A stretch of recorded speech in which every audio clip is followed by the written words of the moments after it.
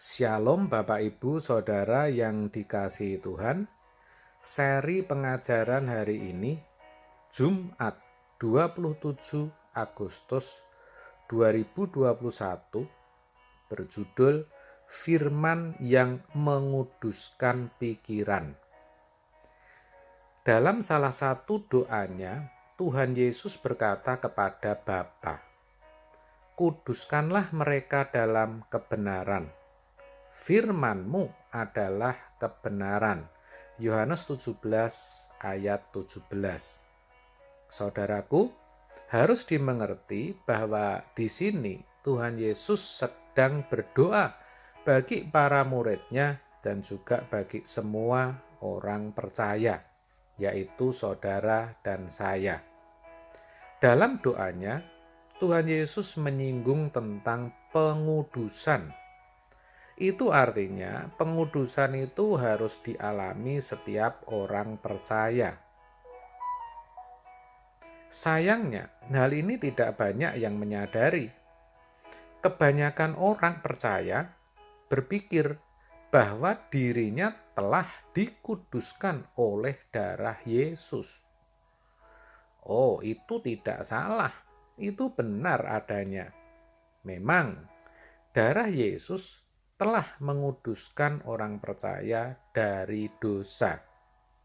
Hal itu dimaksudkan agar orang percaya bisa dibawa kepada Allah dan dijadikan anak-anak-Nya. Harus diakui keadaan orang percaya ketika itu, maksud saya ketika jadi orang Kristen, masih carut-marut, belum benar-benar kudus. Tetapi itu tidak dipersoalkan oleh Allah Bapa, karena Allah hanya memandang putra tunggalnya, yaitu Kristus Yesus, yang telah menjalani hukuman atas dosa manusia. Lalu Allah memberikan Roh Kudus-Nya. Roh Kudus inilah yang akan menuntun hidup orang percaya kepada seluruh kebenaran, yaitu melalui firman Tuhan. Firmanlah yang bisa mengubah, memperbaharui pikiran orang percaya. Harus disadari, tanpa Roh Kudus hal itu tidak akan terjadi. Namun demikian, dengan Roh Kudus, tanpa adanya firman, orang percaya juga tidak akan mengalami pengudusan. Jadi, pengudusan oleh darah Yesus harus dilanjutkan dengan pengudusan oleh firman. Pengudusan oleh darah Yesus menghapus dosa, tetapi pengudusan dengan firman Tuhan adalah pembaharuan pikiran. Tanpa ada tindak lanjut atau perjuangan untuk menjadi berkeadaan kudus, maka orang percaya tidak akan diterima sebagai anak-anak Allah.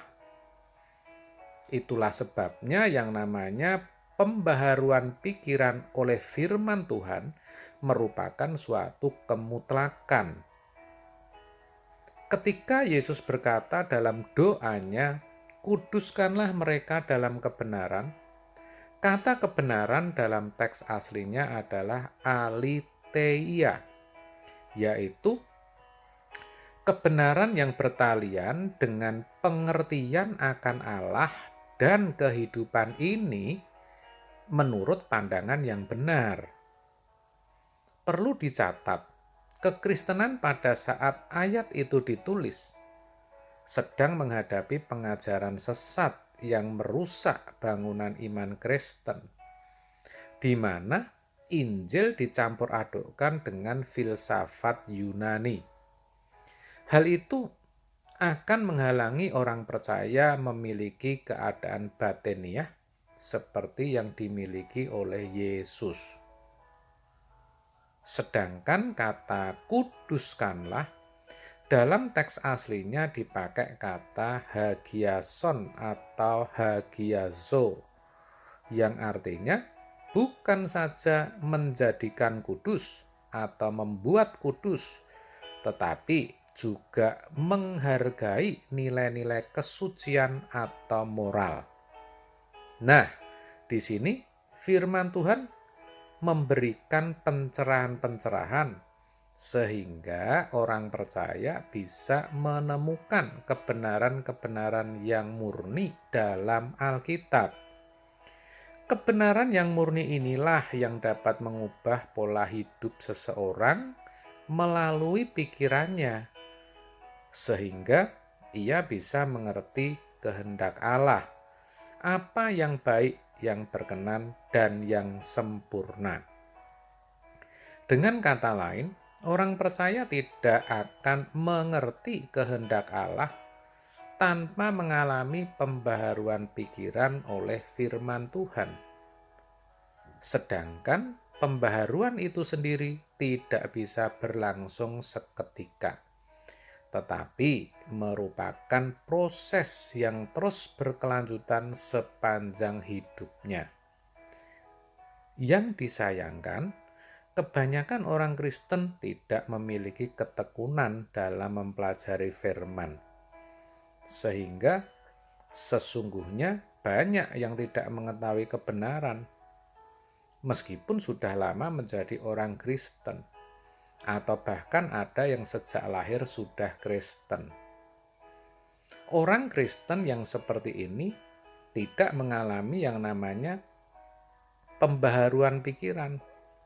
Firman Tuhan belum menguduskan pikirannya, dan tentu kelak tidak bisa diterima sebagai anak-anak Allah, karena memang belum berkeadaan kudus. Nah, orang-orang seperti ini sesungguhnya kasihan, saudara. Jadi, melalui penjelasan ini, mari kita jangan merasa karena sudah jadi Kristen, pasti sudah dikenal Tuhan, lalu tidak berbuat apa-apa. Tetapi mari kita bekerja keras agar bisa mengalami pembaharuan pikiran oleh firman Tuhan. Amin. Tuhan Yesus memberkati.